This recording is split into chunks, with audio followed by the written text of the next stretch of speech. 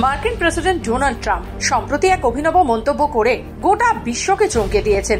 তিনি জানান, আমি নিজেই পোপ হতে চাই, সেটাই আমার প্রথম পছন্দ। এই মন্তব্যের পর ট্রাম্প তার ট্রুথ সোশ্যাল মিডিয়ায় একটি কৃত্রিম বুদ্ধিমত্তা অর্থাৎ এআই দ্বারা ছবি পোস্ট করেন, যেখানে তাকে পোপের বেশে দেখা যায়। এই পোস্টটি প্রকাশিত হওয়ার পর থেকেই নেট দুনিয়ায় তীব্র বিতর্কের সৃষ্টি হয়েছে। গত মাসে 88 বছর বয়সী পোপ ফ্রান্সিস হৃদরোগে আক্রান্ত হয়ে প্রয়াত হন। তার শেষকৃত্যে বিভিন্ন দেশের রাষ্ট্রপ্রধানেরা উপস্থিত ছিলেন, যার মধ্যে ছিলেন ডোনাল্ড ট্রাম্পও। এই শোকের আবহে এক সাংবাদিক ট্রাম্পকে প্রশ্ন করেন, পরবর্তী পোপ হিসেবে আপনার কাকে পছন্দ? উত্তরে ট্রাম্প মজা করে বলেন, আমি নিজেই পোপ হতে চাই। তবে এই মন্তব্যটি অনেকেই ভালোভাবে নেননি।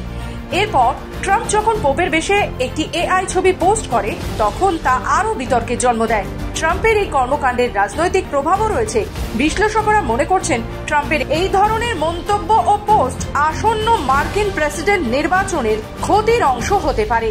ব্যুরো রিপোর্ট, খবর বাংলা।